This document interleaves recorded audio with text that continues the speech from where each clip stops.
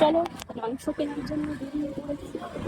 আর যাই মাংস কেনার জন্য, গরম ঠিকই কিন্তু আমি তো এমনিতে ভালোবাসি না ছাতা নেওয়ার জন্য।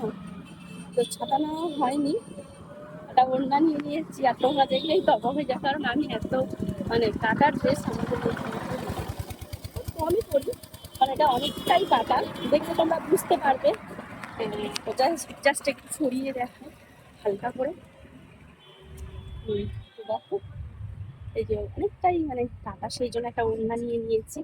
এই যে ফলটার যে গলাগুলো সেগুলো নিয়ে সেটা করেছি বলে একটা ওড়না জাস্ট মানে মাথার ওপরে দিয়ে নেবো, প্লাস গায়েও ঢাকা থাকবে হালকা।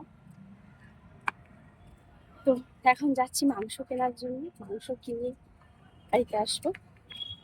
আর আজকে বানাবো একটু বিরিয়ানি। কালকে বানানোর জন্য রেডি করেছিলাম, কিন্তু তোমার বানানো হয়নি। দেওর বললো কালকে বই বানাতে হবে না, আজকেই বানাও।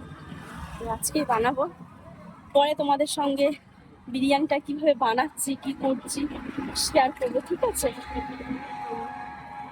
এখন চলো যাওয়া যাক মাংসর দোকানে।